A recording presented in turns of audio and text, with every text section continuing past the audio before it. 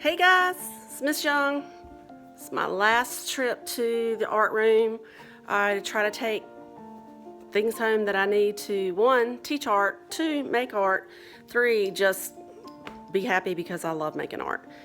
So I realized you may not have a lot of supplies at home.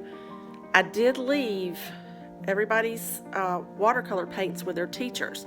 They were sanitized, ready to go, provided brushes. Not everybody took them home, so I hope you have those there.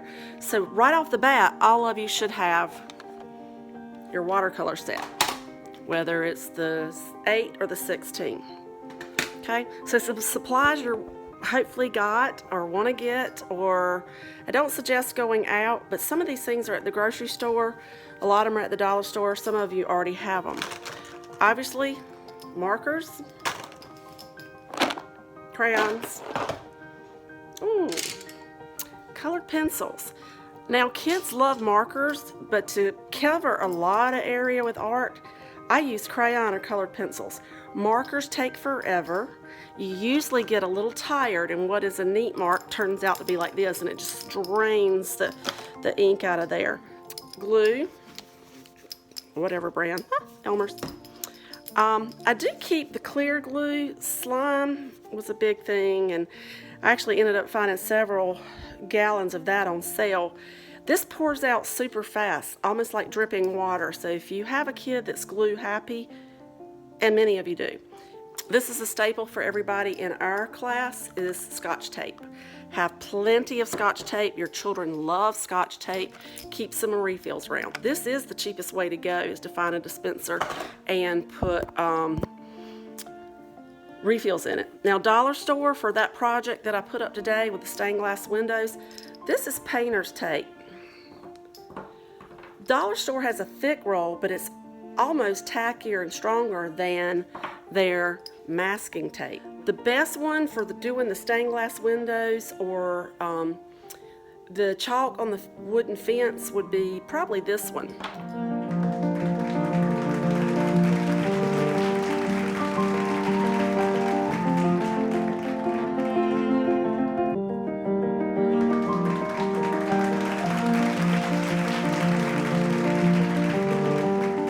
Alright, so recyclables, things I have in the art room. Your kids love those. This is the end of a ribbon roll, medicine jars. This is the things that a wonderful teacher of my son's, Susan Wright, yay, shout out. These are things that powdered tea comes in, paper towel rolls. This is actually a sturdier one that goes into our commercial tower holders. Again, into the ribbon roll, these are great. Anytime we go through and use tape and empty those, I say these little things are fun. Don't throw out the end of the tape roll. Those are fun. The end all be all, the oatmeal jar. Kids love tubes. I know it's not Christmas time, but if you can find a tube, hey, that's pretty cool. I use a lot of these. I mainly use them for paint trays.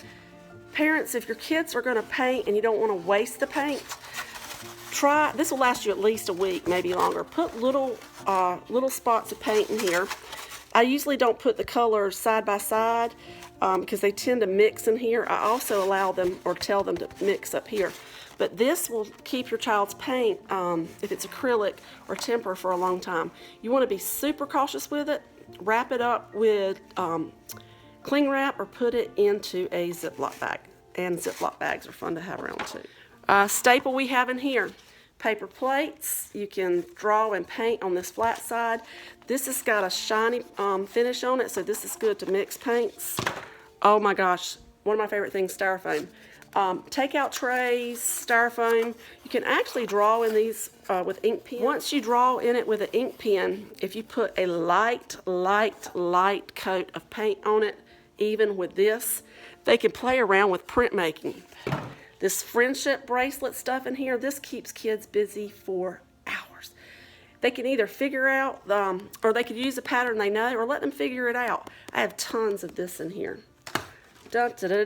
Aluminum foil, great to play with and use sculptures. Now, not everything you build has to be saved until you're a high school senior. A lot of it is process. Build it and then gently tear it apart or